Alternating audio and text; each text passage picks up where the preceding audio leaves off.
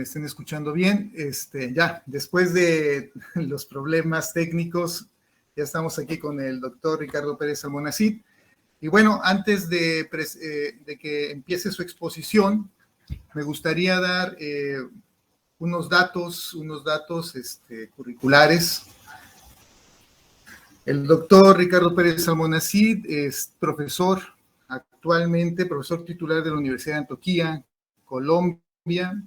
Es licenciado y maestro en psicología por la Universidad Nacional de Colombia, especialista en métodos estadísticos por parte de la Universidad Veracruzana, en México, y doctor en ciencias del comportamiento en la Universidad de Guadalajara, México. Y bueno, fue director del Centro de Estudios e Investigaciones en Conocimiento y Aprendizaje Humano y del doctorado en Ciencias del Comportamiento de la Universidad Veracruzana. Pues bien, doctor, pues mucho gusto de tenerlo aquí en este espacio de comentar, de literatura, de libros, ¿no? Donde se comentan libros emblemáticos de la psicología y de las ciencias o disciplinas que se dedican al estudio del comportamiento humano, llamado La Tlacuachita Ignorante. Básicamente es un programa, es un espacio de divulgación científica para todos aquellos que nos están viendo en este momento y pues en el futuro para los que puedan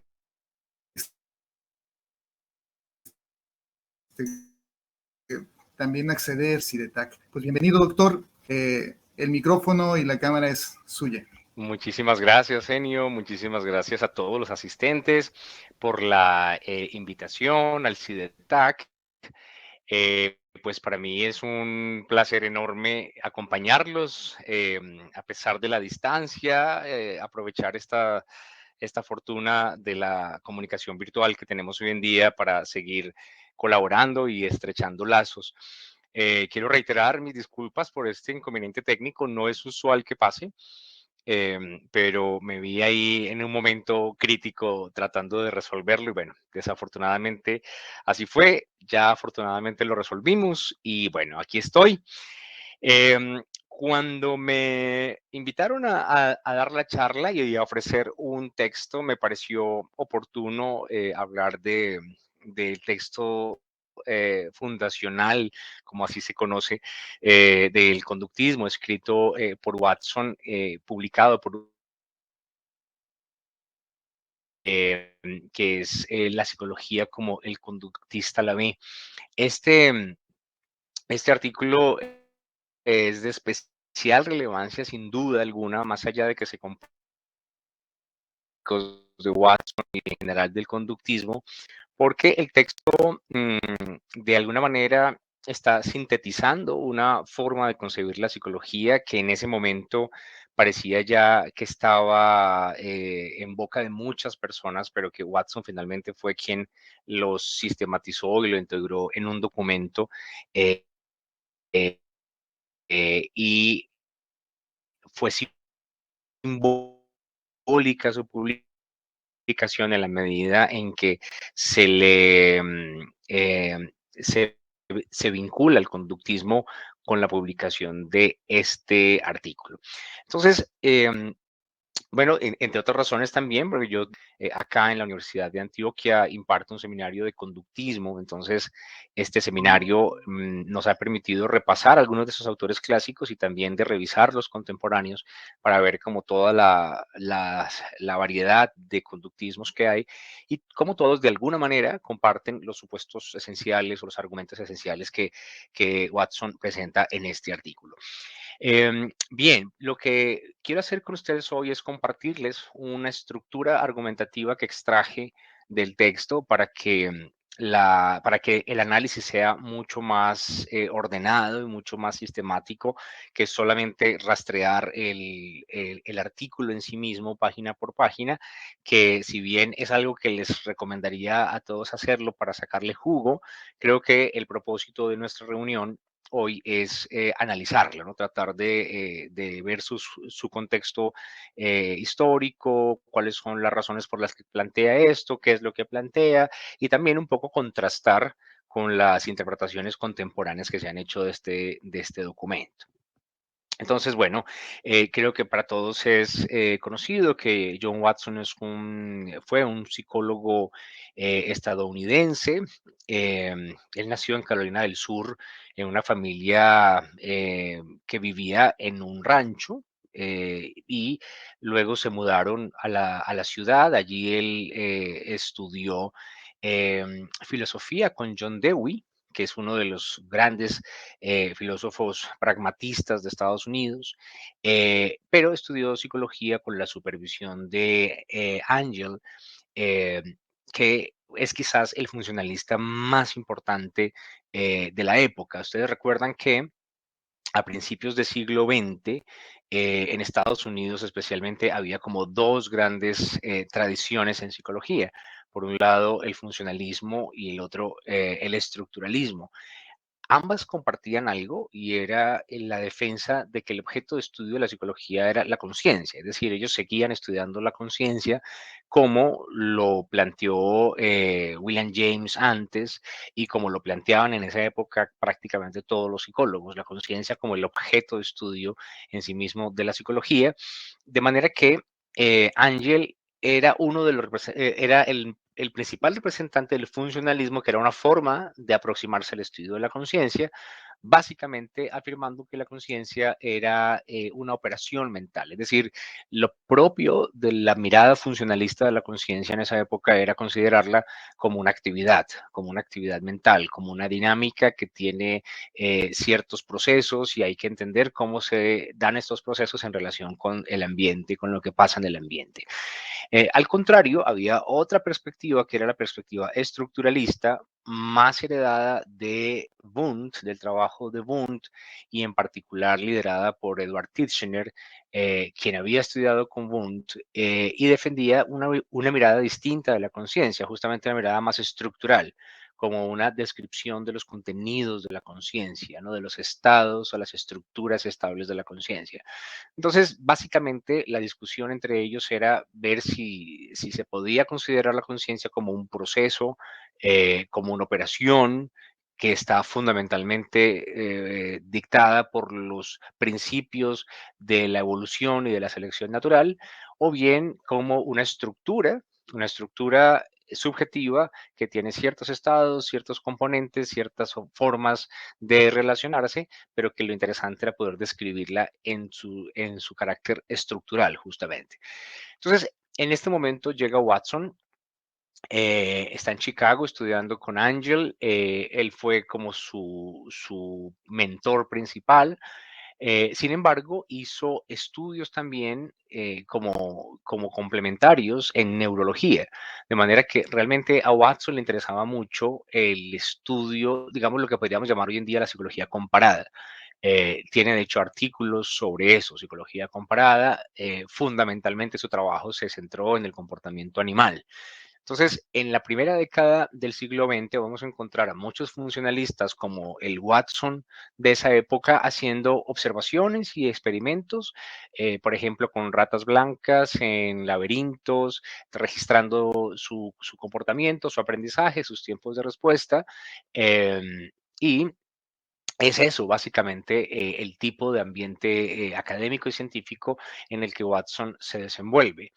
Em, Recordarán ustedes que por allá en 1911 se publica un libro por parte de Edward Thorndike, que es sobre psicología animal y él allí plantea ya algunas ideas muy centradas en el comportamiento, pero todavía tiene cierto tufo funcionalista, todavía cierto sabor subjetivista, pero el acento en la conducta, este libro es de 1911 de Thorndike, también nos está mostrando que ya en la época hay un especial acento, un especial interés en el comportamiento, en lo que hacen los organismos. Y el hecho de que se estudie comportamiento de varios animales, pues hace más necesario describir actividades en situación que inferir supuestos procesos por medio de la introspección y cosas por el estilo, ¿no? Porque no estaba disponible esa metodología con el comportamiento animal. Entonces, de alguna manera, este tipo de trabajo va sesgando el interés del autor hacia el comportamiento y también vale muchísimo la pena mencionar que estudió con Jacques Loeb.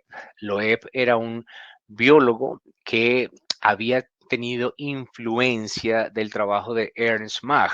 Ernst Mach fue un físico eh, alemán, si no estoy mal, que influyó muchísimo, muchísimo a el trabajo posterior de Skinner. Es decir, la influencia de la biología más relevante de ellos realmente no viene por la neurología, sino por el trabajo de estos biólogos como Jacques Loeb y de Crozier, pero el maestro de Watson fue Loeb. ¿Cuál era la tesis centrales de estos autores? Influidos por Ernst Mach, básicamente que se debía encontrar relaciones funcionales entre los eventos. Es decir, la tesis interesante de Ernst Mach es que la explicación científica es básicamente encontrar orden, relaciones funcionales entre los eventos que se quieren estudiar y otras cosas. A medida que se va haciendo muchos experimentos, se van encontrando muchas relaciones funcionales y se van abstrayendo hasta que se van formulando en leyes y en expresiones formales que serían en últimas como la explicación, es decir, la razón por la cual los eventos ocurren es porque son instancias de una formalidad, de un formalismo que se ha venido identificando a medida que se van haciendo muchas observaciones y se han venido encontrando muchas relaciones funcionales. Entonces, pues quiero mencionar entonces que de las influencias importantes para Watson tenemos la filosofía pragmatista de John Dewey, tenemos el funcionalismo de James Angel, eh, tenemos la perspectiva biológica de Loeb, que a su vez está influido por Mach y su énfasis en la explicación como búsqueda de relaciones funcionales y un gran acervo de investigación experimental con animales, tratando de describir su comportamiento y con un pie en la descripción biológica. De hecho, cuando vemos los libros de Watson, en un gran porcentaje hay un gran componente biológico en sus descripciones, pero él va a proponer un nuevo programa para desarrollar una psicología científica. Ese es como el contexto básico. Unas otras notas biográficas interesantes de Watson, pues él es contratado por eh, afiliación Watson, que es la Johns Hopkins University. Allí entra a trabajar, allí es además el decano, llega a ser muy influyente por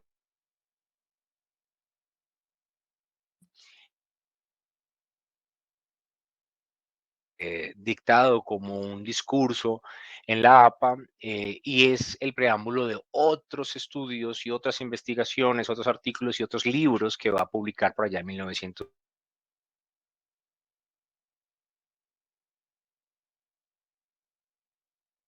Edita ese libro eh, y vamos a reconocer un Watson muy activo, una especie de activista académico con una personalidad muy provocadora, muy controversial, muy innovador, muy confrontador. Al parecer tuvo un amorío con una estudiante en la universidad y eso fue suficiente para que el rector de entonces le pidiera la renuncia, que finalmente lo hizo y después del trabajo en la universidad se vinculó como consultor en una empresa de publicidad el consumidor y finalmente terminó en un rancho de nuevo, pues con su familia y descansando, ¿no? Eh, pero los estudiosos de Watson saben bien que no es quizás que no logró configurar una variedad de conductismo, como lo haría Skinner posteriormente, o como lo haría más adelante Tolman o Hull o Cantor, sino que Watson de alguna manera fue una persona que hizo suficiente ruido para que se llamara la atención sobre una forma de entender la psicología y sentó las bases para que luego otros sí desarrollaran el conductismo. La producción original de Watson es relativamente escasa en el sentido en que, por ejemplo, las principales herramientas conceptuales que él adoptó fueron, por ejemplo, las de la literatura de era un neurólogo ruso, no estaba interesado en la psicología, pero se encontró con ella haciendo sus estudios sobre reflejos condicionados. A Watson le pareció muy interesante, lo incorporó como una herramienta para pensar muchos tipos de comportamiento, pero sus trabajos, cuando usó esas herramientas, y cuando pensó muchas de las implicaciones de estas herramientas en el comportamiento humano, ya fueron muy especulativas, ya no venían apoyadas con experimentos, sino era más lo que podríamos llamar interpretaciones del comportamiento humano con esas herramientas conceptuales que había tomado de Pavlov. Pero no es fácil encontrar una producción original o un sistema en Watson, que uno diga, este es el conductismo watsoniano, eh, de la misma manera como sí lo hay, por ejemplo, con Skinner o con Cantor. ¿No? Entonces, eso es interesante históricamente para poner en perspectiva entonces este artículo, no como entonces un artículo fundante de digamos, de un sistema que tiene rasgos muy específicos hoy en día y que históricamente se reconoció como un sistema sistemático, no, sino más bien como un artículo que fue un parteaguas, que provocó, que llamó la atención, que volteó la mirada y que movió a otros a comenzar a llevarlo a sus últimas consecuencias. Una pregunta metodológica, si hay conversación permanente con ustedes durante la hora o yo expongo y al final hay preguntas o cuál es la metodología.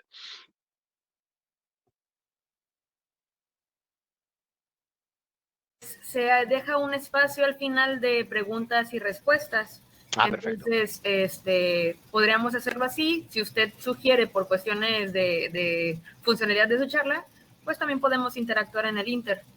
Perfecto, vale, listo. Entonces, si alguno tiene alguna pregunta en el transcurso, me puede interrumpir y no hay ningún problema, ¿vale? Listo. Hable para ustedes lo que les voy a presentar. El artículo del que vamos a hablar, la psicología como la ve el conductista. Acá está la universidad en la que trabajaba, Johns Hopkins University.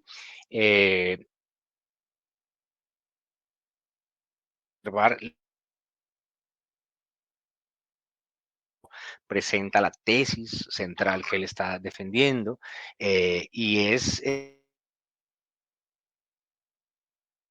está diciendo la psicología como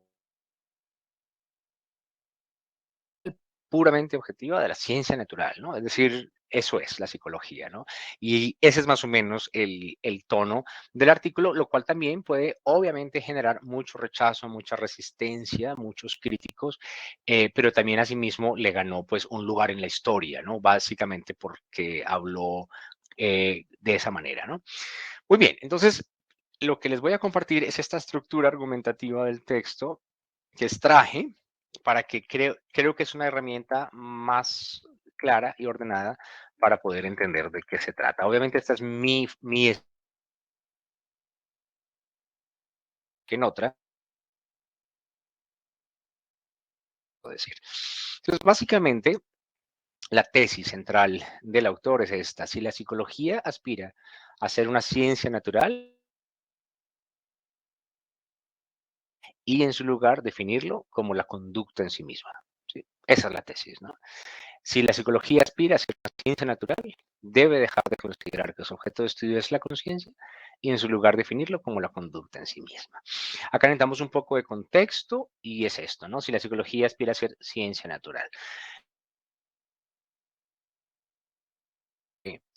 Hubo una división muy relevante entre los tipos de ciencia.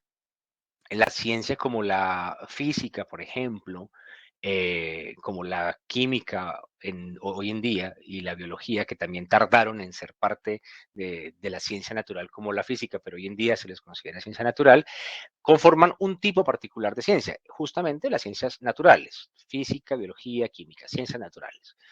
El objetivo de las ciencias naturales básicamente es encontrar regularidades, ¿sí? Es decir, es encontrar lo que siempre es lo que un filósofo alemán, Windelband llamó una aproximación nomotética, ¿no? Es encontrar lo que es común, lo que siempre es. En cambio, hay otro tipo de ciencias que no son las ciencias naturales, sino lo que llamaríamos las ciencias del espíritu, así se llamaron en el siglo XIX, las ciencias del espíritu, y que hoy en día se asocian con las ciencias sociales y las ciencias humanas, tienen un propósito comprensivo de lo que es particular. Es decir, no explicativo de lo que siempre es, sino comprensivo de lo que fue o lo que es un caso particular. Por ejemplo, la historia es paradigmáticamente una disciplina de este tipo, ideográfica, no nomotética. Es decir, el objetivo es entender qué fue lo que pasó, cuáles fueron las motivaciones particulares de la Revolución Francesa en el momento específico en el que estaba Francia, etcétera. Es decir, ahí el objetivo es entender el caso particular, pero también tenemos otras disciplinas como por ejemplo la antropología, tratar de entender los significados de determinada cultura, de determinada tribu, o incluso hoy en día podríamos decir que la comprensión de la forma particular como las personas de un lugar entienden algo, ¿no? Creo que ya ustedes podrían ver que eso implica dos metodologías muy diferentes. En el primer caso, la metodología factores accesorios a la regularidad y tratar de identificar la regularidad, mientras que en el otro caso, las metodologías cualitativas se prestan más para identificar, para entender empáticamente e interpretar, hacer una hermenéutica de lo que se está diciendo, de las narrativas, de los discursos de las personas, y llamamos a eso de mil formas, ¿no? Los imaginarios de la gente, las subjetividades, etcétera. Eso se entiende mucho mejor haciendo un tipo de investigación centrada en el contenido, mientras que las ciencias naturales aspiran no a centrarse en el contenido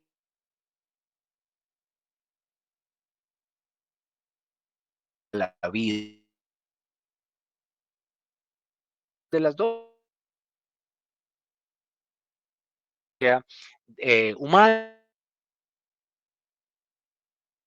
las ciudades de los países en los que estamos nosotros, la ubicación de la psicología. En algunos países, por ejemplo en Alemania, la psicología es acá en Colombia es muy usual que la psicología esté dentro de la acá en la Universidad de Antioquia, es la facultad. Es común que la ubiquen dentro de la ciencia de la salud por razones históricas. Luego la psicología llegó a ser dominantemente entendida como una aplicación, como una profesión, que es la clínica, y eso hace que la ubiquen dentro del área de la salud. Pero si no consideramos su dimensión aplicada, sino su dimensión básica como disciplina científica, la pregunta es, ¿dónde la ponemos? ¿La ponemos más cerca de la biología, de la química y de la física, o la ponemos más cerca de trabajo social, sociología, historia, antropología? Esa discusión es muy fuerte porque hay razones para ubicarla en las dos, justamente porque la psicología realmente es una sola palabra, pero es cosas muy distintas. Bajo la palabra psicología tenemos distintos proyectos profesionales y académicos. Entonces, bueno, ya en esta época, estaba esa discusión. Dice Watson, si la psicología aspira a ser una ciencia natural, es decir, que en ese momento había un grupo de gente, dentro de los que se contaban sin duda los funcionalistas y los estructuralistas que estudiaban la conciencia, que defendían que la psicología debía ser una ciencia natural. Y eso quiere decir que tendría que parecerse en algo a la mediciones objetivas, tendría que encontrar regularidades, tendría que poder hacer predicciones de lo que iba a pasar, etcétera. Eso eso ha sido un ideal de la psicología en general desde esa época hasta nuestros días. Hoy en día todavía eso se discute. Vamos a encontrar en nuestras facultades personas que no estarían de acuerdo con que la psicología pueda ser ubicada como una ciencia natural, pero hay otros que consideran funciona como ciencia natural, aunque es claro que no todas las modalidades de psicología se ajustan a eso, pero hay una que sí, que es la más sustantiva, es decir, la que tiene que ver con la psicología como una disciplina científica.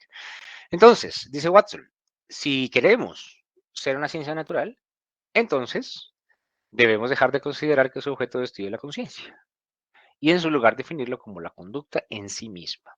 Entonces, está diciendo, de acuerdo, vamos todos en el mismo barco, queremos que sea ciencia natural, pero si queremos que eso sea, no tiene que ser la conciencia, el objeto de estudio, sino la conducta. Ahora, vean ustedes lo que eso significa. No más ahora, todavía genera un rechazo a esa afirmación, básicamente porque la conducta se entiende como usualmente como el movimiento, como las respuestas, ¿no? Lo que los organismos hacen. Entonces, pareciera que para mucha gente hay mucha resistencia en aceptar que eso sea suficiente para hablar de la psicología, porque la conducta son respuestas, son acciones. Entonces, ¿qué pasa con la memoria? ¿Qué pasa con el pensamiento? ¿Qué pasa con la voluntad? ¿Qué pasa con la imaginación, etcétera? Si la conducta es movimiento, entonces pareciera que genera muchísimo rechazo entender así las cosas. Y por eso es que la tesis es provocadora. Y yo pienso que en la medida en que es más provocador, es más probable que sea más, que llame más la atención y que sea más, como en efecto lo fue. Ahora, hay una cosita más que vale la pena resaltar y es esto, la conducta en sí misma. Quiere decir que es lo que los organismos hacen, eso es lo que va a estudiar la psicología. No es que lo que los organismos hagan sea el indicador de lo que sí es realmente de interés de la psicología. Porque ahí ya no sería la conducta en sí misma el objeto de estudio, sino que la conducta sería un indicador de lo que sí sería lo psicológico, que es lo que luego Skinner, eh, bueno, realmente fue Carl Lashley, que hizo una distinción entre conductismo radical y conductismo metodológico y llamó conductismo metodológico justamente a eso, al considerar a la conducta como el método para entender otra cosa.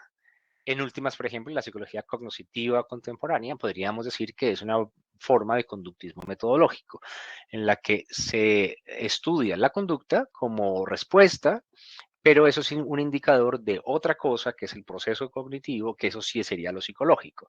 Ok, lo que está diciendo Watson es no, el proyecto que yo planteo, el proyecto conductista, hace que la conducta en sí misma sea lo psicológico, no como algo indicador de otra cosa. Y eso es muy provocador. Entonces vamos a ver cuáles son los argumentos que él nos ofrece para poder defender esa tesis. Antes de avanzar, ¿me podrías recordar a qué horas terminaría la presentación, Rosa, para organizarme? Sí, claro, doctor. Pues mire, usted puede disponer de tiempo. Digo, uno de los objetivos es que sea breve, pero el suficiente para que usted se pueda explicar, ¿verdad? Perfecto, mil gracias. Vale, entonces vamos a ver esos argumentos. Yo extraje 6 argumentos del texto y les puse un nombre para poderlos reconocer mejor. Entonces, el primer argumento es el argumento de la no necesidad. Vamos a ver cómo está planteado. Él dice, los estudios sobre el aprendizaje animal por medio del registro del comportamiento no están relacionados con el problema de la conciencia ni utilizan la introspección como método. y han arrojado información relevante para el control y predicción del comportamiento, que es, en últimas, el objetivo de las ciencias naturales. Acá yo pongo las páginas, o sea, donde hace alusión a eso. Forzar su interpretación en términos de conciencia no añade nada. Por ejemplo, si un animal responde diferencialmente a estímulos térmicos, no se añade nada a suponer que entonces su conciencia está compuesta de sensaciones de calor. Asimismo, introduce una suerte de antropomorfismo semejante al de Darwin, pero el éxito de su teoría no se definió por su referencia al hombre, sino por revelar un principio general. Muy bien, entonces vamos a desglosar ese argumento. Entonces, lo primero que dice Watson es, ¿por qué tendríamos que dispensar de la conciencia para establecer una disciplina psicológica como ciencia natural? Él dice, porque no es necesaria la conciencia. Eso podría ser muy, ¿cómo es no necesaria? O sea, si en la época lo que era definitorio del estudio de la psicología era la conciencia, entonces, ¿cómo vas a decir que no es necesaria? Entonces, él dice, en los estudios que yo he hecho con animales sobre aprendizaje animal, hemos registrado el comportamiento del animal, o sea, él hace esto en ciertas circunstancias y pasa esto, y además, eso que hemos registrado nos ha permitido encontrar relaciones funcionales. ¿Qué son esas relaciones funcionales? Son regularidades entre la actividad del organismo y algunos eventos ambientales. Entonces, ¿y eso qué es? ¿Para qué sirve? Bueno, para predecir qué va a pasar en la siguiente situación que el animal se encuentre con una situación parecida. Y eso, a eso es lo que se le llama predicción del comportamiento. Y el control del comportamiento es poder encontrar las condiciones ambientales que permiten predecirlo. En últimas, que explican su variabilidad. Eso es controlar el comportamiento.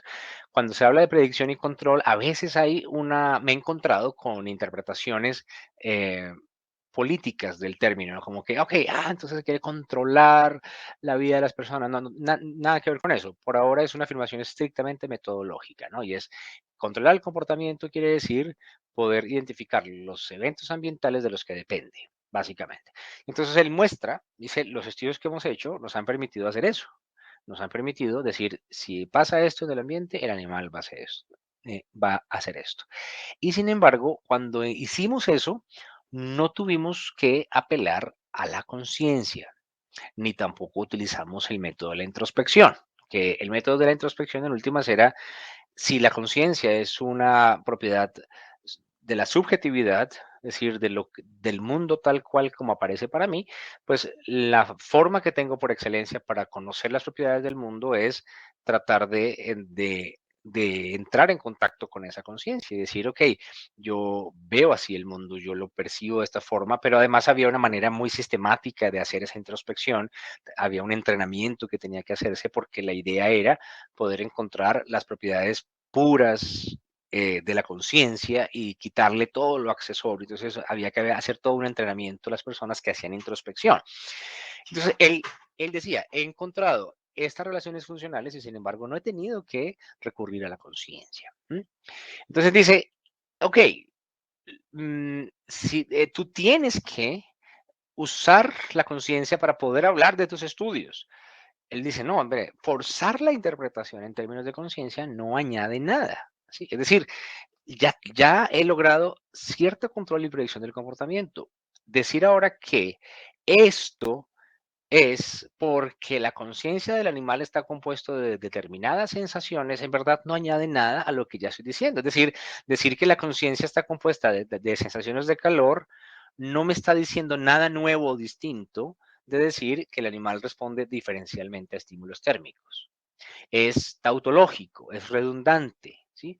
Es, eh, es como decir que, por ejemplo, eh, que si yo recuerdo en este momento el rostro de mi hija, o como mejor, yo recuerdo los nombres de mis estudiantes, ¿no? Yo soy capaz de verlos y llamarlos por su nombre a cada uno, ¿no? Entonces, esa es una descripción de mi comportamiento. Ricardo puede llamar por su nombre a sus estudiantes. Bien. Entonces ahora alguien dice, ok, eso quiere decir que la memoria de Ricardo está compuesta por determinados tipos de imágenes o de huellas némicas verbales. Entonces, en verdad, eso último que se acaba de decir no añade nada a la comprensión de por qué yo puedo responder diferencialmente a los nombres de las personas. Porque ahora tengo que explicar no solo cómo respondo diferencialmente a las personas por su nombre, sino ahora en qué consisten las huellas némicas verbales que se supone son las que están explicando que lo haga. Entonces, se crea un mundo paralelo innecesario, que es el mundo de la conciencia o el mundo de la cognición o lo que sea. Es un mundo hipotético, un mundo que solamente se infiere y que realmente es redundante de lo que yo estoy observando, y es que logro llamar a las personas por su nombre. Entonces, él encuentra eso, dice, no hemos tenido que recurrir en ningún momento a la conciencia. Y sin embargo encontramos orden. Dice, además, introduce una suerte de antropomorfismo semejante al de Darwin, pero el éxito de su teoría de Darwin no se definió por su referencia al hombre, sino por revelar un principio general, es decir, que hay una tendencia, dice Watson, a interpretar el comportamiento animal con categorías humanas como el de la conciencia y juzgar que si la conciencia humana es de cierta forma, entonces así tendría que ser o hacia tendría que tender el comportamiento de los demás animales. Pero realmente no es la referencia al hombre lo que hizo la teoría de Darwin una teoría relevante, sino porque mostró que tanto el hombre como el animal responden, o sea, el animal no humano, responden al mismo principio general que es el de la selección natural. Entonces, al igual que Darwin, lo relevante es mostrar que humanos y no humanos somos parte de la misma continuidad filogenética operando con los mismos principios de selección natural y que por tanto no habría razón para pensar que el comportamiento humano fuera distinto al comportamiento animal. Pero se le criticó a Darwin por razones semejantes por el hecho de suponer que estaba descuidando lo particular del hombre, que el hombre no podría ser parte de esa continuidad filogenética porque tenía algo distinto, algo especial.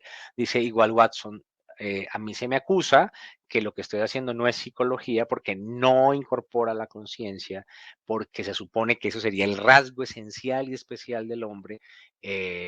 Psicológicamente hablando, y entonces me fuerzan a hablar de mis cosas en términos de conciencia. Él dice, bueno, yo no lo veo necesario. Entonces, en principio, fíjense que este argumento es un argumento de economía conceptual, de la simplicidad y de parsimonia en la descripción del fenómeno. El segundo argumento es el argumento de la confusión, y es esto. Dice, plantear a la conciencia como el objeto de estudio de la psicología no la ha llevado en 50 años a posicionarse exitosamente en las ciencias naturales. Entre otras razones, si no se replican sus resultados, no se busca un mayor control experimental, sino que se atribuye a deficiencias del participante.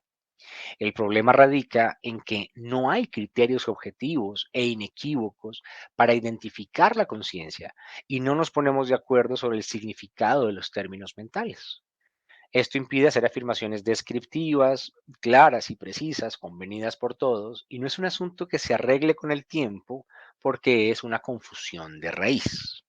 Este argumento me parece muy interesante y es un argumento que hoy en día creo que muchos conductistas compartimos, el primero también y también el segundo. O sea, el primero es claro, es decir, como que no es necesario realmente apelar a estos constructos, sin embargo, hay matices que se pueden hacer que ya podríamos comentarlos al final. Y este de la confusión es uno de los más interesantes desde mi punto de vista. Y es, bueno, primero, lleva 50 años. Esto es en 1903, o sea, estaba hablando más o menos de 1870 o 60 y pico, em, en el que la psicología venía hablando de la conciencia como su objeto de estudio, su proyecto de ser una ciencia natural, le dice, y han pasado 50 años y todavía no lo es, no se posiciona, no se reconoce. Y bueno, podemos decir que 110 años después tampoco, es decir, no nos reconocen todavía como parte de las ciencias naturales. Los físicos, los biólogos, los químicos nos ven todavía más asociados con otras cosas que tienen que ver más con los seres humanos posiblemente, y no solamente con la vida, con los fenómenos de la vida y de la materia. Aunque cada vez sí es cierto que algunas ramas de la psicología logran insertarse mejor en las comunidades de las ciencias naturales, porque hemos mostrado que en efecto sí hay algunos principios del comportamiento que son generales, sí hay metodologías experimentales duras a las que se puede aplicar el estudio del comportamiento, o sea que sí hay alguna, por lo menos alguna faceta de la psicología que cumple los requisitos o los criterios de las ciencias naturales.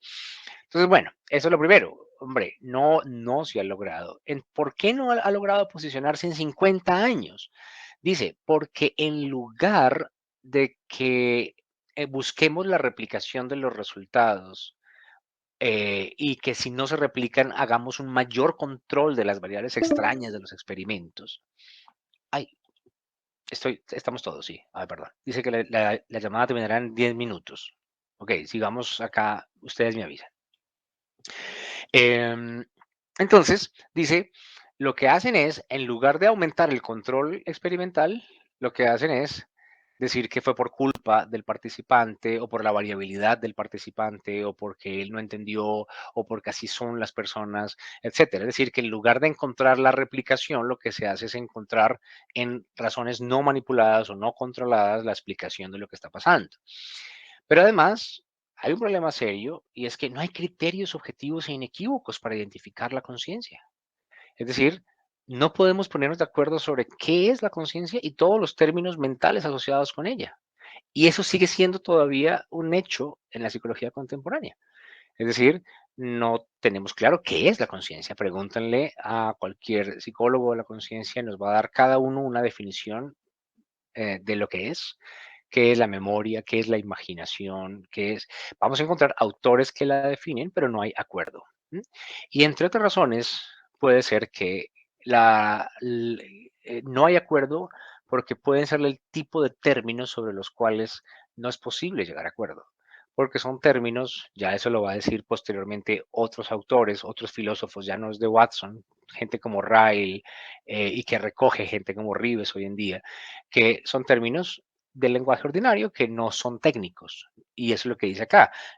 No permite hacer afirmaciones descriptivas claras y precisas. O sea, no son términos creados ad hoc para describir alguna propiedad relevante teóricamente del comportamiento, sino que son términos prestados del lenguaje ordinario que se usan en el vulgo común para hablar de lo que hacemos y los incorporamos en la disciplina científica como si fueran técnicos y nos hacemos bolas porque no fueron términos realmente creados para describir propiedades abstractas del comportamiento, sino al contrario, propiedades aparentes del comportamiento.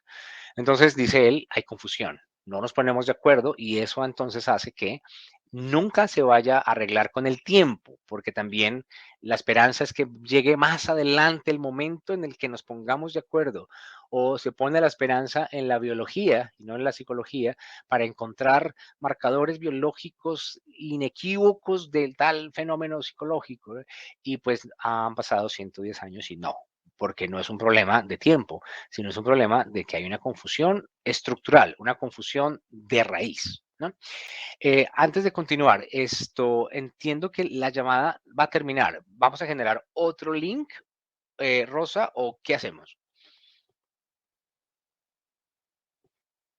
Hola, ¿qué tal, doctor? Yo creo que sí hay que generar un nuevo enlace porque ahorita ese anuncio que mostró fue precisamente por eso, ¿no? Igual déjeme intentar generarlo y lo vuelvo a enviar a todos para que nos reconectemos ahí. Listo, ok. Entonces voy a aprovechar los últimos 5 minuticos que nos quedan con este link, ¿vale? Con esta liga. Vale. Muy bien. El tercer argumento es el argumento del pseudo problema. ¿Qué es un pseudo problema? Eso es algo muy interesante, muchachos. Un problema es un problema legítimo cuando en efecto tiene solución. De lo contrario, es un pseudo problema. O sea, es un problema que aparentemente se puede resolver, pero no es soluble. Entonces él dice Watson, en su tercer argumento, que es el del pseudo problema. Dice, los problemas anteriores que acabamos de mencionar no se resuelven asumiendo una perspectiva funcionalista de la conciencia. O sea que está criticando ahí a su propia tradición, porque se topa con el problema de la interacción mente-cuerpo, mente siendo las funciones mentales para lo funcionalista y cuerpo como movimiento-conducta. Y ese es un problema, cómo interactúa la mente con el cuerpo. Hay soluciones, pero en verdad ha sido un problema irresoluble, ¿no? En cambio, para el funcionalismo conductista, porque el conductismo es un tipo de funcionalismo no mentalista, tal es un pseudo problema que debe ser ignorado. La alternativa es usar el lenguaje de conducta, adaptación, estímulos, respuestas, hábitos, integraciones de hábitos, entre otros, debido a que es más especificable y permite encontrar relaciones funcionales. Entonces, observen qué interesante. Está diciendo, esos problemas que acabamos de mencionar de la conciencia no son problemas solubles con nuevos conceptos y nuevos métodos, porque es un problema estructural lógico. Por tanto, hablar de funcionalismo para estudiar eso no resuelve el problema, porque ahora el funcionalista tiene que vérselas con un problema filosófico que ha sido de siglos irresoluble, que es el de la interacción mente-cuerpo. Entonces, ¿qué hacemos? No se trata de generar una nueva alternativa a ese problema, sino ignorarlo, dice Watson. Vamos a ignorarlo. Claro, esa solución no puede no ser muy popular y es como, ¿cómo lo vas a ignorar? ¿Por qué no lo enfrentas? ¿Y por qué? No, él dice, no hay forma de lidiar con ese problema. Mejor lo ignoro y comienzo de cero. Comienzo una disciplina que sería el conductismo, que tiene un lenguaje nuevo, un lenguaje centrado en lo que permite establecer relaciones funcionales, es decir, relaciones de dependencia entre la actividad de los individuos y las propiedades del ambiente. Entonces, ¿ese lenguaje cuál es? El lenguaje, pues, de las respuestas, de los estímulos, de las relaciones funcionales, de la adaptación, de los hábitos, que es un lenguaje especificable, mucho más fácil de tratar con él experimentalmente, que permite manipulaciones precisas y medidas precisas, etc. Entonces, ¿qué pasó con la memoria y la imaginación, el pensamiento? Ok, el conductista no dice que no existe. El conductista dice que no existe como procesos técnico que haya que estudiar, sino cuando nos referimos a eso, finalmente existe como alguna propiedad del comportamiento de los individuos y por tanto hay que estudiarlo como comportamiento. Entonces ahí comienza el tema a ser más desafiante para Watson porque tiene que mostrar cómo se puede hacer eso de forma plausible. Muy bien, los invito entonces a que nos veamos en el siguiente link para Hola a continuar todos. con la reunión. Sí, ahí está ya el link en el chat para que puedan acceder, por favor.